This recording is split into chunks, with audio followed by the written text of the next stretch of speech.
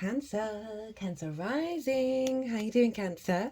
This is your reading for the Capricorn new moon that's happening on the 30th or the 31st of December, depending on where you live on the planet, right? This is the last new moon, last lunation of the calendar year. It's happening just before New Year's Eve.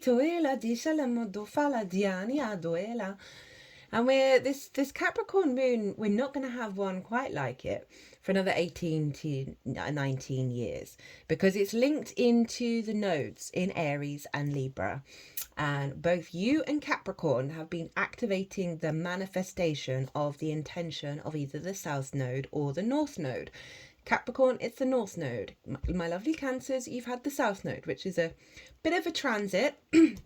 But it's worth it in the long term. It's a deeper refinement of yourself. And the Cancer full moon, which will be the next lunation, is just after the day that the nodes change sign. So this is the final lunation that's kind of locked into that energy.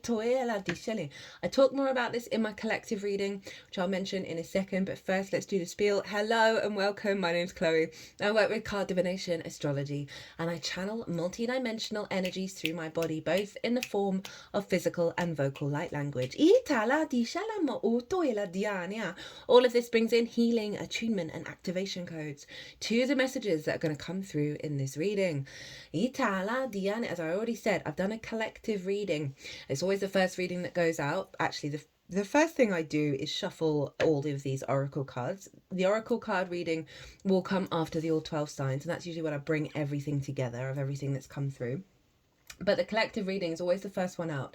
And that's where I've broken down the astrology in way more detail of how all the celestial bodies are talking to each other at the exact moment of that new moon, which forms a harmonic blueprint, like an energy download that we're then working with over the next 6 months up till the Capricorn full moon, which is happening in your season, Cancer. I pulled collective tarot cards, channeled messages come through. So if you want a deeper understanding of what's going on with this moon, pause this video, go watch that, and then come and see how it then shows up for the Cancer energy, because it acts as a baseline to what's going to come through here. Now, read for the rising sign. So for those of you who don't have Cancer in the first house, look to the house it does fall in, look to the themes of that house. You want to apply those themes along with all the other meaning you've got going on in the sign of Cancer to the messages that come through. For example, I've got Cancer in the 12th, and my EQ there, which is like the second more hidden ascendant, is there. That's all I've got. So I'd apply all of that energy to what comes through in this reading. Right? It's as if that Cancer energy, wherever it falls in your natal chart, has now energetically moved to the first house. So the astrology for the rising sign will always link in. You just got to add on your own natal chart meaning on top of it. As always, take what resonates and leave what doesn't. So my lovely Cancers, where is this happening for you? What's going on? Well, this is happening in your 7th house, the house of the other. And at the time of recording this video, the ascendant is in Cancer. So we're getting big Cancerian energy show up. So the house of the other, opposite your house, which is the house of the self, right? How you embody yourself through your actions and your deeds. The 7th house is the house of the other. This is one-on-one important relationships in your life, right? This can be business partners, clients, therapist, intimate friends, your longer term romantic relationships that are more committed, as well as your relationship with Source.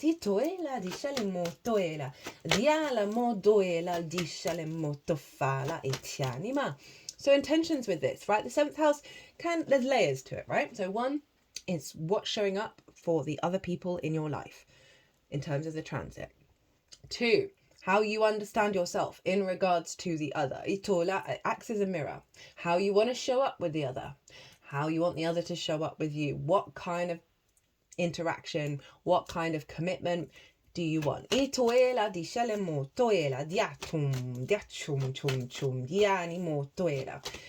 this is a new moon. So what kind of intentions to set with the 7th house, right? So this can be elevating the level of commitment in certain relationships that you have, bringing more intimate relationships into your life if you don't necessarily have those that fulfill you. Itoela, strengthening your relationship with the other, strengthening your relationship with source. This could be setting an intention around getting more one-on-one clients come in. Itala, dishani mo toela dianima, otoela. Whoa, okay, that one really wanted to come out. Ishali mo doela diana. More clients, right? More confidence being yourself when you're hanging out with the other, rather than externalizing your sense of validation to the other, right? We can all do that. Yeah, and this is about moving beyond that. I often find, say, if you don't have those kind of relationships within your life, when we get transits in the 7th, it's like you're so in alignment with source, right? It's so everything that you're doing is that sort of higher vibrational energy. So you could ask to strengthen that, as well as any wounds you may have with the other, right? Of perhaps things not manifesting in the way that you'd like, or big grief, big heartbreak, all of that kind of stuff, wanting more clients, wanting closer friends, all of that. You can ask the sun and the moon to reveal to you where the wounds are, and therefore where to do the work. To bring in integration. So that can be an intention to set as well.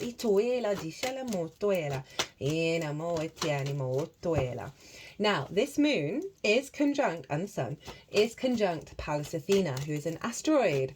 Now, she represents the bigger picture, long-term strategy, right? Not getting hot-headed and blowing a gasket. This is about the sort of the bird's eye view. Athena was often seen with an owl. The owl is able to move its head in every direction. So this is sort of like the full vision, the full awareness, and the wisdom to act on it. And this is infusing into our moon, along with the vision, the clarity of the sun, right? Of what serves us in the long term, and infusing that into the moon, which is our intuition, what guides us intuitively. You're going to find is very much in alignment with longer term thinking, rather than perhaps old limiting beliefs and distorted love languages of how we then show up for the other. Because we can run away from the other. We can run away from committed, integrated, intimate relationships, right? Because we can get a bit of like, oh, I'm feeling trapped,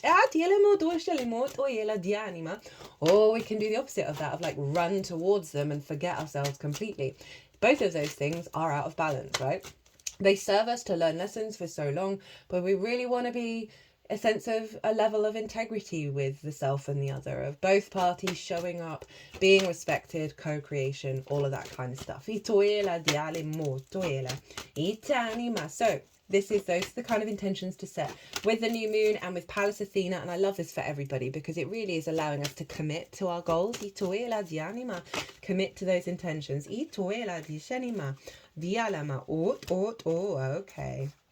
Okay, this is, I saw all of those. That is pretty cool, right? And remember, this is I forgot to mention in the collective reading, this is the first moon in Capricorn without Pluto. So that makes so many of the readings so much more sense. All the wisdom that we've learned with that Pluto transit, we're now able to implement and start a fresh cycle. Now, okay, so let's look to where Saturn is, because Saturn rules Capricorn, and therefore whatever's going on with Saturn is influencing what's going on with that sign. And Saturn is up in your 9th house of your perspectives in the sign of Pisces. This is how you map yourself out in the world, your morals, your ethics, your philosophies, your connection to book religion, source, nature, science, all of those matrices that are bigger than you, that you know you're a part of, and you're trying to figure it out, and you're exploring all of that, right? It's also about learning and mastering something, as well as sharing your perspectives, because it's linked into teaching. We are not here to change people's minds. That's up to them. But it is all about sharing and understanding your perspectives. And the 9th house can get a bashing at the moment, given everything that's going on in the world. That gets us out of our own experience, our own understanding, our own frequency. Saturn is therefore influencing the 7th, right? There's a maturity of your perspectives that are coming in. Whoa, okay, all the deck. Diala dianima, dialama otoela, dishinima, otoela dianima, shenima, inima. Oh, okay, all those cards. Right, all the cards are out now. There was ones winking at me in the pile on my lap. In the chaos, clarity came through. So Saturn is all about leveling up, understanding cause and effect, and being able to walk your talk with integrity. And in the ninth, it's a real sense of strengthening of a real adult in the room kind of energy around our perspectives. Now, it's also bringing in the magic of Pisces. And so this is influencing what's going on with the seventh. I feel like there's sort of a stronger, maturer understanding of cycles, a stronger understanding of commitment and what that means, and how it doesn't necessarily trap us or smother us. We're not necessarily seeking it and clawing at it in order to validate ourselves.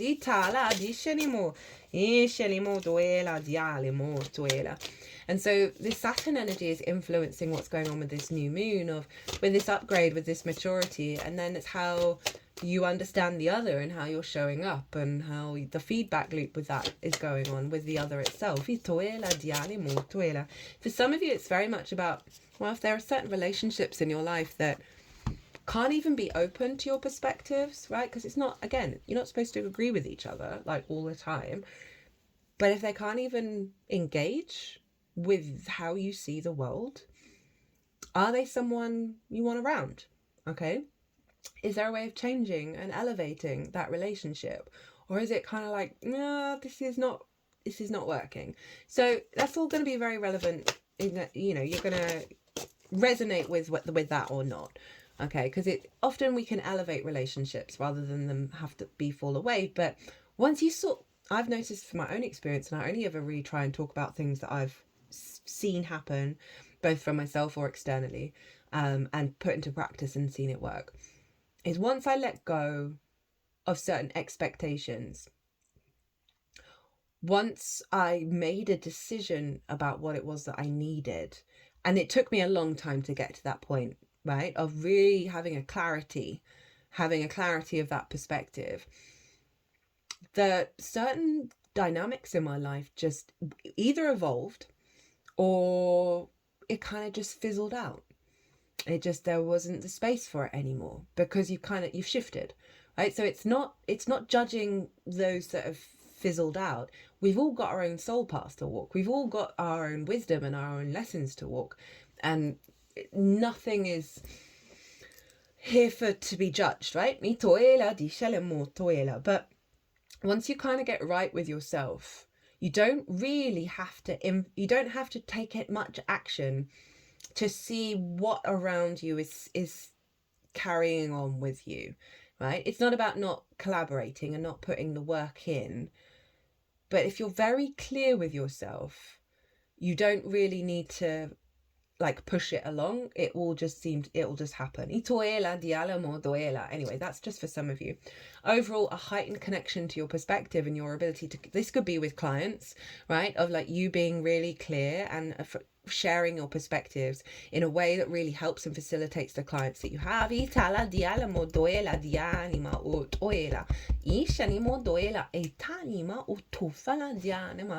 that could be one thread, but overall, generally just sense of mature understanding of your own autonomy and authority, and how that has influenced, or the lack thereof has influenced your relationship, one-on-one relationships, right, in all the different extremes. Now,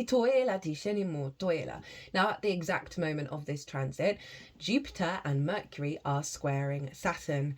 Jupiter is in Gemini, which is your 12th house, your hidden house, your house of mysteries, right? These are the unconscious spaces, the unconscious realms, the hidden realms, the occult. In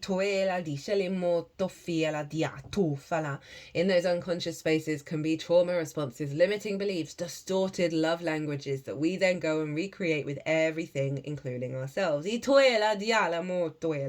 Anxiety, depression, loss, grief, isolation, all of that good stuff. Underneath all of that is the magic of your soul, which is the Gemini energy, and it's the cosmic joke of the universe to put the magic of your soul, your power up, your big bonus energy underneath all the conditioning. And it's not surprising that predominantly throughout all the traditions around the world, the inner work is the way towards source.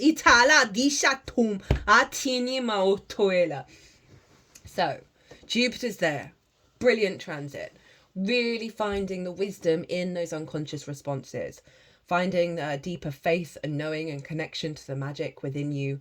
It's a powerful transit, happens every 12 years. It's that transit's still live. I did a transit series on it. I love doing that series. It's one of my favorites. The energy of Jupiter in Gemini is so powerful for where we're headed. And it's going to be moving into your sign next year. It's its favorite sign to be in, by the way, is Cancer. You're going to get a real boost. I mean, all the Cancer energy is going to get a real boost after potentially going through what's been a difficult transit since July last year of like disconnected from self, right? In order to refine. That's where the South Nodes manifest. Anyway, I digress. So Jupiter over in your 12th is squaring Saturn, and Mercury over in Sagittarius is over in your 6th house of the adult in the room. Work, how you work, physical health or routines, co-workers and therefore collaboration, pets and therefore acts of service. Now these two are in each other's realms. They're in what's called mutual reception. They have been governing the whole chart for quite some time now, right? It's been a big influence. So this is a deepening of perspective. And then how do we process the information of our environment now that we've raised our perspective, right? It's a shift of what we're drawn to, what we're collecting, how we're connecting the dots, how we're communicating. And that adult in the room, right? So we have this, they're both squaring Saturn. And this is called a T-square. And the release point of the T-square is Saturn, is the bottom of the T. So we have Mercury picking up information, processing, communicating, right? The 6th house of the adult in the room.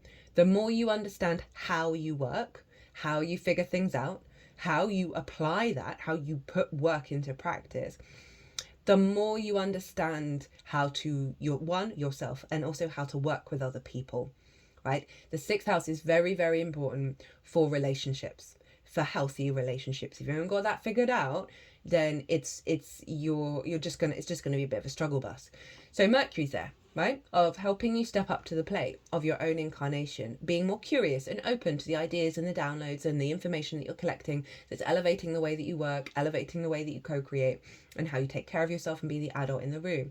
It's a mature house, squaring Saturn, who's very mature, right? Over in your perspectives. Jupiter is helping you work through certain wounds, certain love languages, right?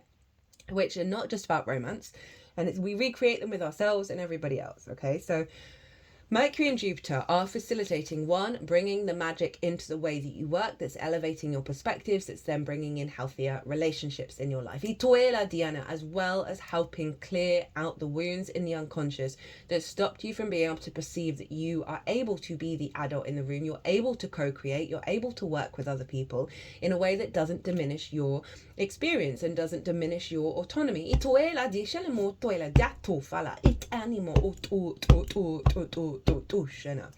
it's really like a really healthy dynamic coming through that's facilitating a level up when it comes to your relationships, where it's both parties that need to get right with themselves. It's not a one-way street, but it's still, you still got to mind your own street.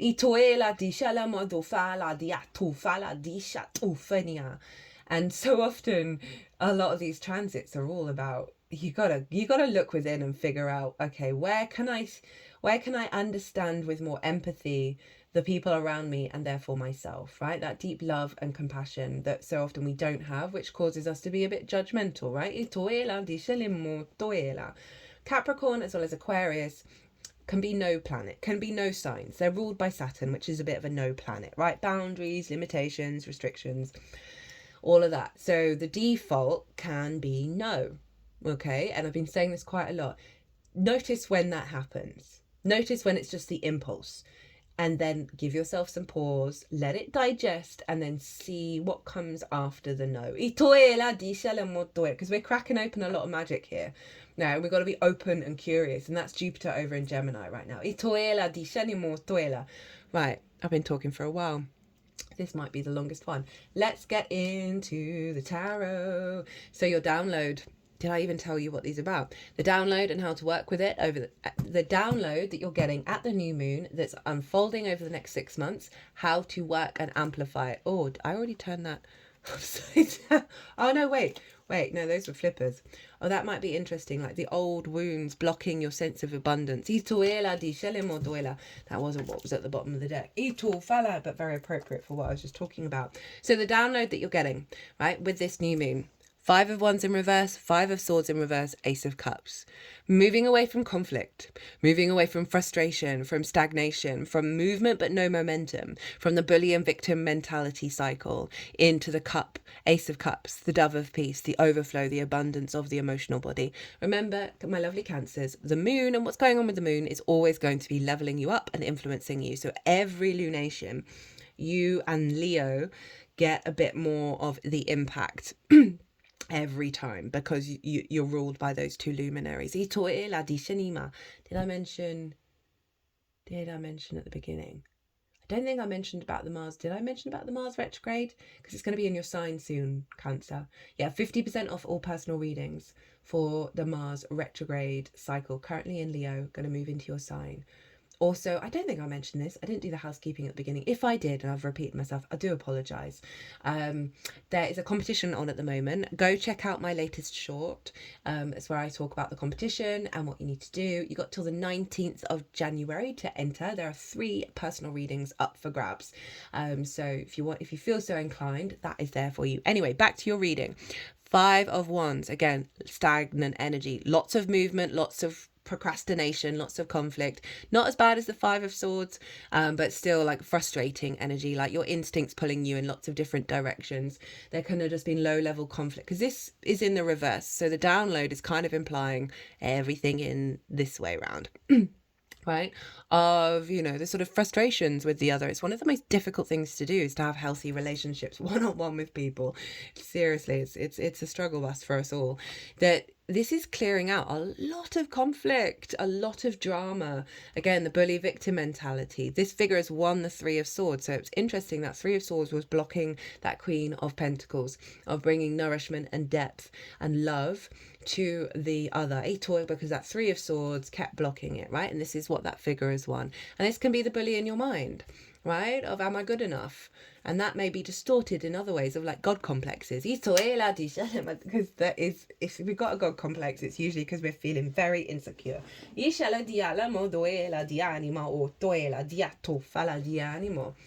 Right? That bully at school pretending it's a bully when it's in fact being bullied at home. So none of what I'm saying is said with any judgment.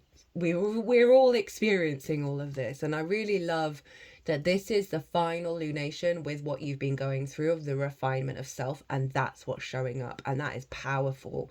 Any sign would be very grateful for this reading. Like, I'm taking this all on board. I'm taking this as my own. Itoela di anima. O toela. And so I've got it in the 12th. So this overflow, this sense of love, this sense of abundance. There's no scarcity here. There's peace. It's moving beyond the conflict and the drama and the nonsense. The petty energy.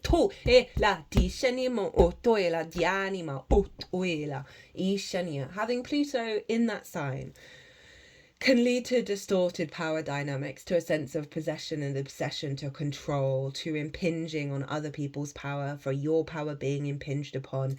So the fact that this is shown up, 1, with Pluto having left this sign, and 2, with the closing out of the Libra and Aries axis that's been refining itself within you, that's accessing a fresh new energy. So whoa, okay, I'd forgotten about these cards. So this is what came out of the chaos of all the cards falling on my lap: the Hangman, the Fool, and the Empress. So this is how to work with this energy. Pause, get a new perspective, Allow yourself some space for a more enlightened perspective that's always been there within you to come through. This is about a stillness of allowing things to unfold and the wisdom that you're going to gain from it. It is Neptune, who happens to be hanging out with Saturn up in Pisces. And it's a real sense of elevation of where you're at, right? And getting divine inspiration, which, as I said, is just you manifest. Right? So allow this falling away to unfold. Also with that Hanged Man is like, don't be quick off the mark to responding to certain situations that are happening. Find the wisdom within them. This is what I do. Everything I'm saying, is what I always say to myself. It doesn't matter what situation is going on. Doesn't matter how emotional I may be about it. Don't ever deny those emotions. But there's a part of me that is constantly hanging in that from that world tree. Ituela disha of like, okay, how do I find the zen in this? Ituela.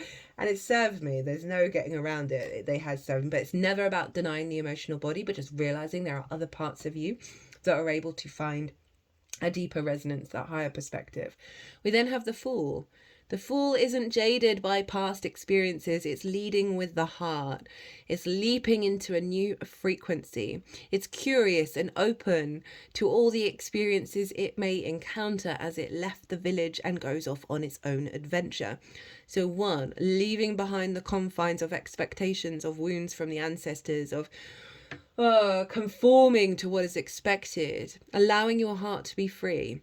Allowing it to guide you. Again, not jaded from past experiences. The Fool is not expecting the village to show up right in front of it. In fact, it's about to leap off a cliff and a new reality is going to appear. There's this naivety that is so important to embody during big shifts, of having an element of faith and curiosity of how things are going to unfold, rather than expecting that Five of Wands, that Five of Swords and that Three of Swords to keep showing up over and over again. It's kind of like you gotta fake it till you make it.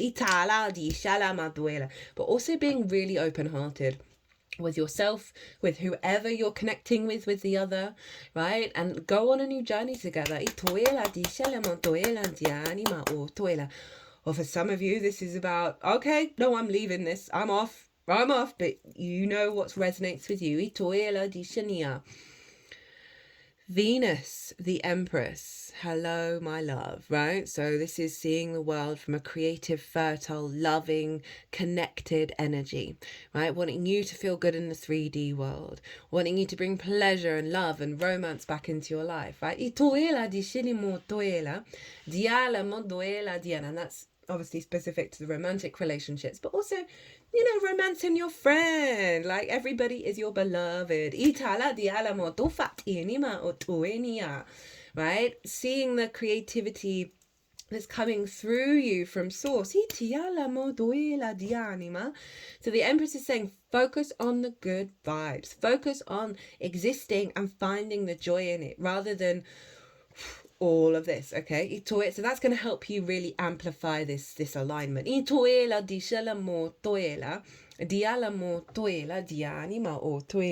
This also might be about treating yourself. If you've over prioritized the other's needs above yourself, right? You want to direct this energy inward, because otherwise you are just showing everything around you that you aren't protecting your own energy. You aren't protecting your needs. You aren't treating yourself as if you are worthy of that kind of attention externally. At the bottom of the deck, not the Three of Swords, but the Three of Wands, Sun in Aries. This is you confidently embarking on a new journey. You're standing on top of a cliff.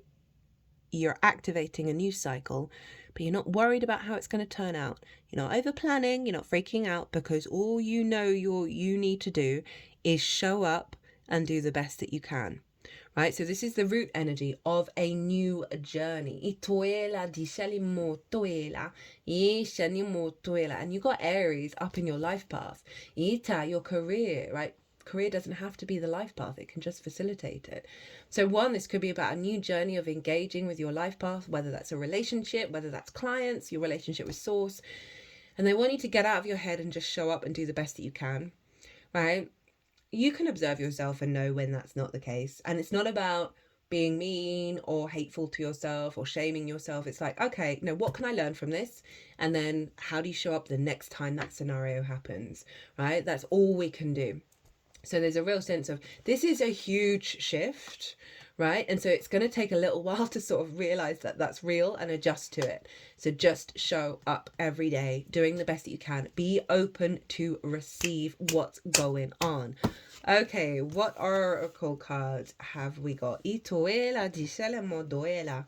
Itanima otoela. First up, we have from the Shaman's Dream. Ito dishenima ina. Dofana. Now this card doesn't come out very often. Sorry. The Wall.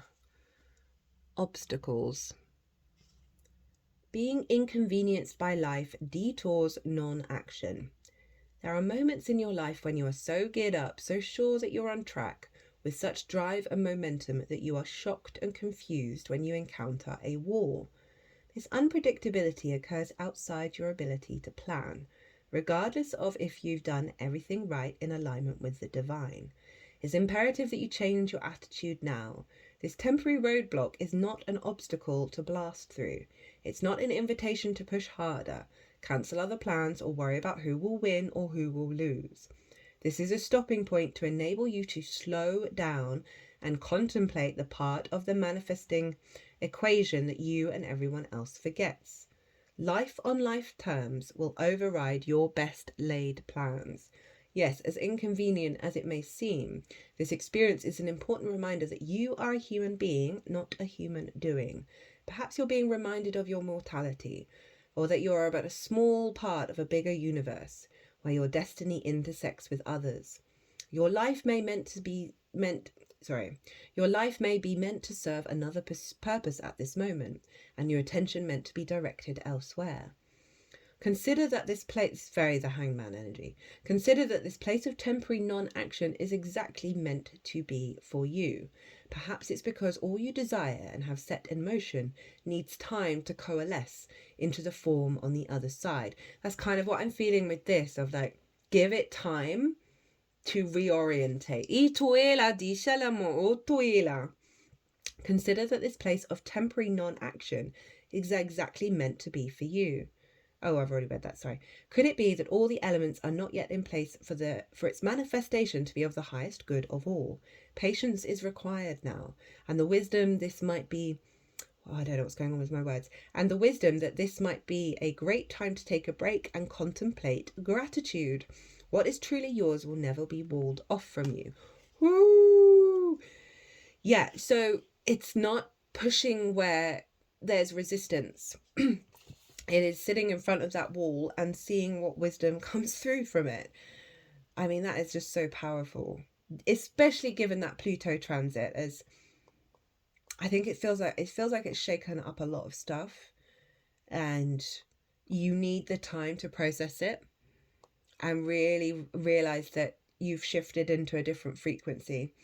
And so often we can just rush. And with this Three of Wands, it's really saying, no, you're still doing the best as you can when you let it all digest, when you let it all process. And this is a new moon. It takes a while to unfold.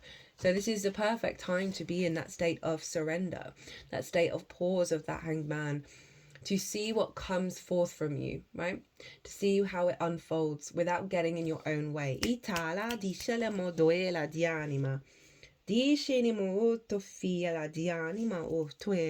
not to be in fear, right? You've done all that you needed to do to get to launching those ships. So that's what's the background plan. Now is this energy of let it come towards you. Okay, final oracle card. Relax, it's still just the loading screen. Sometimes we forget everything that comes before you press play. Trust the process and take the time to warm up, because the game is about to begin. We always wish that we had more time to prepare. Right now, you actually do. And combined with, as I said, that energy of the South Node manifesting in your sign, it's really cleared out a lot of energy, and sometimes we can feel quite lost and disorientated after it, because So much of what we thought was us has now gone. And who are you in replace of that? Well, you're this. And that's so powerful. Remember to tap into the little things, the joys, be really open-hearted, and awareness of that you're going to get greater wisdom if you just pause and let things unfold. And